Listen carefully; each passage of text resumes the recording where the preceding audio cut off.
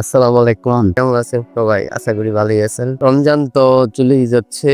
রমজান প্রায় ২০ রোজার শেষ পর্যায়ে। তো আমরা দেখতে পেলাম যে অনেকেই আছে যে ভালো হওয়ার জন্য রমজান বেছে নেয়। আর অনেকেই আছে যে আমি যেমন আছি তেমনই থাকি। ইমাম সাহেবদের এমনি দোয়া করায় ভালো হয়ে যাম। তো আমার চোখে দেখা একজন লোকের দেখলাম সে মারাত্মকভাবে ৪ ধরনের আরকি আপনার সমস্যা আছে তার ভিতরে, যেমন চুরি, ডাকাতি,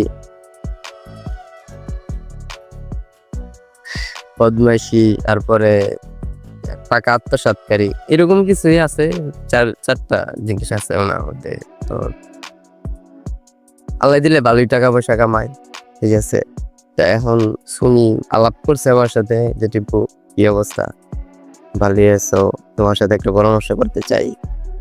যে আমরা তো মোটামুটি টাকা পয়সা আছে তোমার, এখন রোজা রাখলে রাখি, না রাখলে নাই।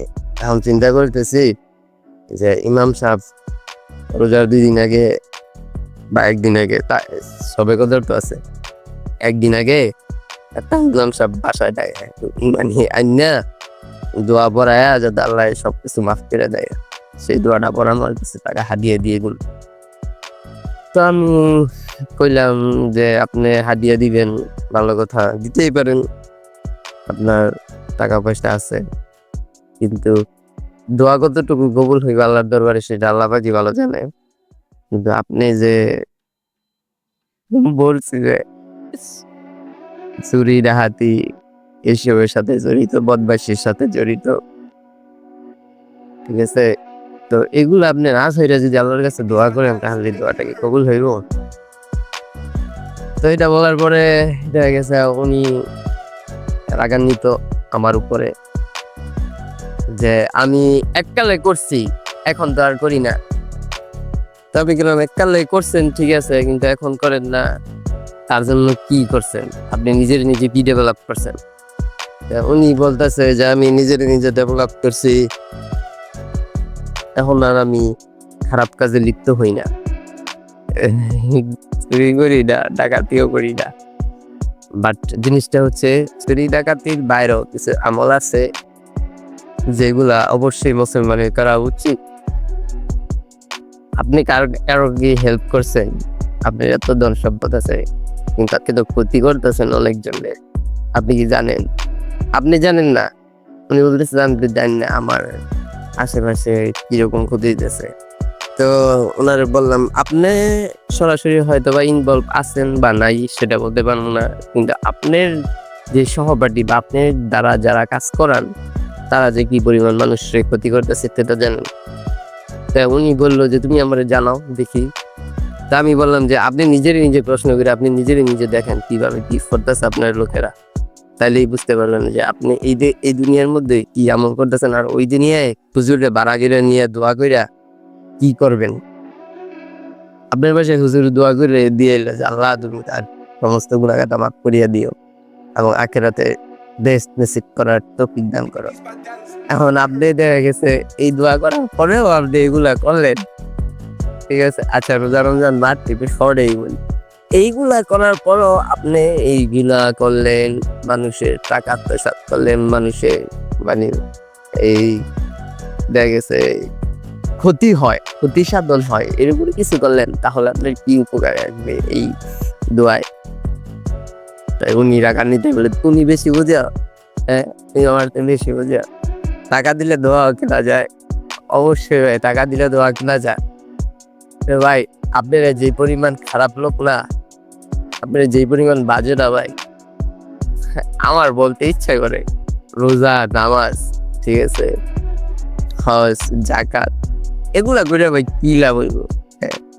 হ্যাঁ বলতে পারেন যে টিপু বেশি পাগলা হয়ে গেছে, অনেক কিছু বলে ফেলো, তুমি জানো আল্লাহ অবশ্যই মানে মানুষ যা জানে না আল্লাহ পাক তা জানে।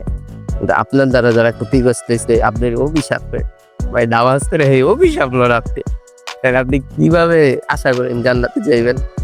আপনি কিভাবে আশা করেন আপনার জীবনটা বেহেশত হবে? আপনি দুনিয়ার মধ্যে কারো উপকার করেন নাই, যা করছেন তা বিনিময় ছাড়া একটা আঙ্গুলও আপনার ওঠে নাই, একটা পাও আপনি বাড়ান নাই বিনিময় ছাড়া। তাহলে সে আপনি যদি বলেন যে আমি হুজুর ভাড়া করে এটা দোয়া করায় বেহেস্তের আশা করবো, তাহলে ভাই কেমনে হইব ভাই? এই যে মানুষ, আমরা গরিব মানুষ কত কষ্ট করি, ঠিক আছে, কত কষ্ট করি, তারপর আমরা বিভিন্ন রকম কথা তার বিরুদ্ধে কথা কইতে গেল সমস্যা। দেখা গেছে দুইটা কথা উপরের দিকে মার খেতে, দুইটা কথা উপরের দিকে আমাদের উপরে জুলুম নির্যাতন করবেন আপনারা। তাহলে এখন যে এগুলা চলতেছে এক্সট্রিম লেভেলের, আমরা তো কিছুই বলতে পারি না, ঠিক আল্লাহর কাছে বলবো না? অবশ্যই আমরা বলবো। আপনার দোয়া যদি কবুল করে আল্লাহ এত কিছু করার পরও, তাহলে আমরা যে মানে এত নির্যাতিত হইয়া আল্লাহর কাছে দোয়া করতে, আঙ্গ দোয়া কি কবুল করবো না? সেটা হয়তো বা আপনার নলেজে নাও যেতে পারে। টাকা পয়সা আছে আপনার প্রচুর পরিমাণ, হ্যাঁ টাকা পয়সা আছে, তারপর আখেরাত মনে রেখে আখেরাতে আপনার জবাব দিতে।